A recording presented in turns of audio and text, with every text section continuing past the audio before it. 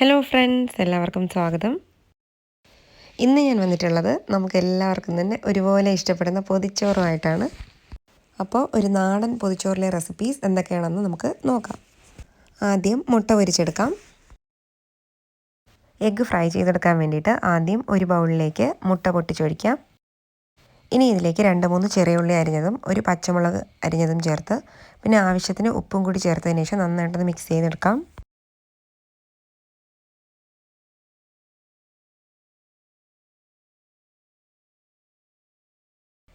ഇനി ഇത് ഫ്രൈ ചെയ്തെടുക്കാൻ വേണ്ടിയിട്ട് ഒരു പാനിലേക്ക് ആവശ്യത്തിന് എണ്ണ ഒഴിച്ചു കൊടുക്കാം. ഇനി നമ്മൾ മിക്സ് ചെയ്ത് വെച്ചിട്ടുള്ള എഗ്ഗിൻ്റെ മിക്സ് ഇതിലേക്ക് ഒഴിച്ചു കൊടുത്ത് ഫ്രൈ ചെയ്തെടുക്കാം.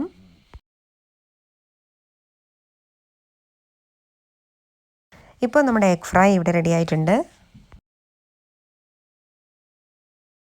ഇനി ഇൻസ്റ്റൻ്റായിട്ടൊരു മാങ്ങ അച്ചാർ തയ്യാറാക്കാം.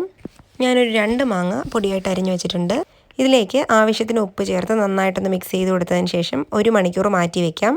കൂടുതൽ സമയം വെച്ചാലും കുഴപ്പമില്ല. പക്ഷേ ഇതൊരു ഇൻസ്റ്റൻറ്റ് അച്ചാറായതുകൊണ്ട് ഒരുപാട് സമയം വെക്കേണ്ട ആവശ്യമില്ല.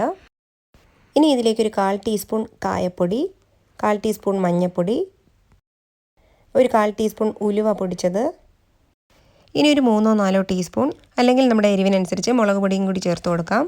കാശ്മീരി മുളക് പൊടിയാണ് ചേർക്കുന്നതെങ്കിൽ അച്ചാറിന് നല്ലൊരു കളർ ഉണ്ടാവും. ഇനി ഇത് മാറ്റി വയ്ക്കാം.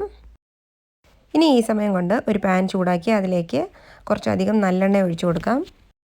അച്ചാറായതുകൊണ്ട് നല്ലെണ്ണ ഒഴിക്കുന്നതായിരിക്കും നല്ലത്. തേങ്ങ എണ്ണ ആയാലും കുഴപ്പമില്ല.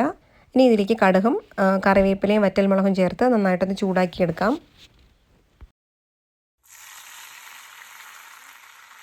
ഇനി നമുക്ക് ഇതേ ചൂടോടുകൂടി തന്നെ ഇതെടുത്ത് മാങ്ങയിലേക്ക് ഒഴിച്ചു കൊടുക്കാം.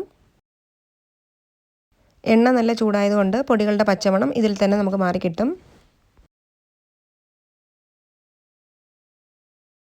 ഇനി ഇതെല്ലാം കൂടി നന്നായിട്ടൊന്ന് മിക്സ് ചെയ്ത് കൊടുക്കാം.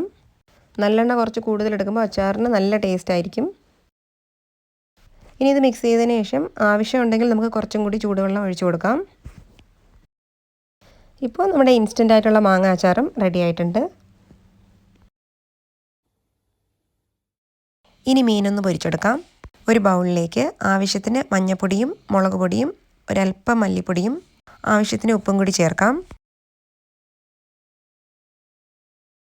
ഇനി ഇതിലേക്ക് ഒരല്പം വെള്ളം ഒഴിച്ച് നന്നായിട്ടൊന്ന് മിക്സ് ചെയ്തെടുക്കാം. ഇനി ഇതിലേക്ക് മീൻ ചേർത്ത് നന്നായിട്ടൊന്ന് മാരിനേറ്റ് ചെയ്യാം. ഏത് മീൻ വേണമെങ്കിലും നമുക്ക് എടുക്കാം. ഞാനിത് നെത്തോലിയാണ് എടുത്തിട്ടുള്ളത്.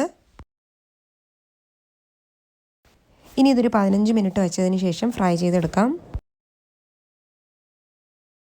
ഒരു പാൻ ചൂടാക്കി അതിലേക്ക് ആവശ്യത്തിന് എണ്ണ ഒഴിച്ചു കൊടുത്തതിന് ശേഷം മീൻ നമുക്ക് പൊരിച്ചെടുക്കാം.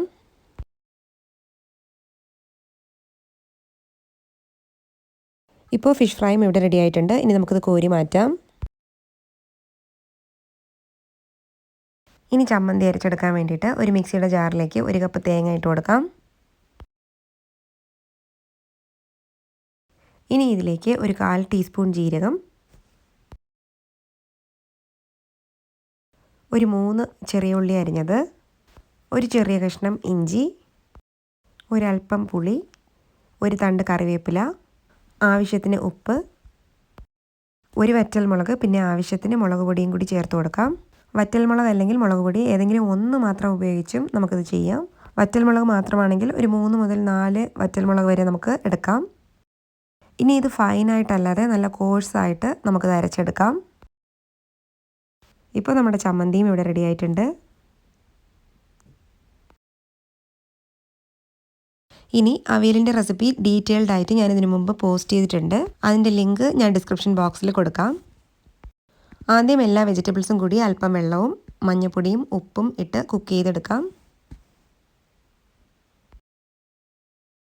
ഇനി വെജിറ്റബിൾസ് കുക്കായതിനു ശേഷം നമ്മൾ തയ്യാറാക്കി വെച്ചിട്ടുള്ള അരപ്പ് ഇതിലേക്ക് ചേർത്ത് കൊടുത്ത് നന്നായിട്ടൊന്ന് മിക്സ് ചെയ്ത് കൊടുക്കാം. ഇനി ഈ തേങ്ങയുടെ പച്ചമണമൊക്കെ മാറിയതിന് ശേഷം സ്റ്റവ് ഓഫ് ചെയ്യാം. എന്നിട്ട് ഇതിലേക്ക് അല്പം പച്ച വെളിച്ചെണ്ണയും കറിവേപ്പിലയും കൂടി ഇട്ട് കൊടുത്ത് മിക്സ് ചെയ്ത് വെക്കാം.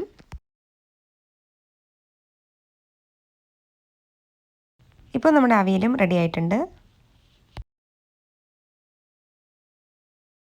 ഇനി പൊതിച്ചോറിന് വേണ്ടിയിട്ട് ആദ്യം ഇല നന്നായിട്ടൊന്ന് വാട്ടിയെടുക്കാം. ഇനി ഒരു പേപ്പറിൻ്റെ മുകളിലേക്ക് ഇല ഇട്ട് കൊടുത്തതിന് ശേഷം അതിലേക്ക് ആദ്യം ചോറ് വിളമ്പാം. ചോറ് നല്ല ചൂടായിരിക്കണം. ഫ്രൈ ചെയ്ത് വെച്ചിട്ടുള്ള മുട്ട വയ്ക്കാം. മാങ്ങ അച്ചാർ.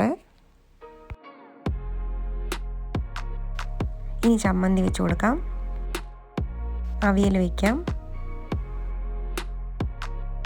ഇനി പൊരിച്ച മീനും കൂടി ഒരു പീസ് ഇലയിൽ വെച്ച് കൊടുക്കാം. ഇനി ഇലയൊന്ന് മടക്കി പൊതിഞ്ഞെടുക്കാം.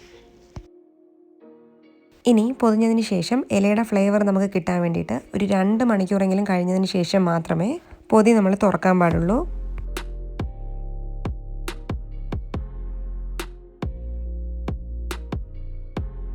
അപ്പോൾ ഇന്നത്തെ ഈ വീഡിയോ എല്ലാവർക്കും ഇഷ്ടപ്പെട്ടെന്ന് ഞാൻ വിശ്വസിക്കുന്നു.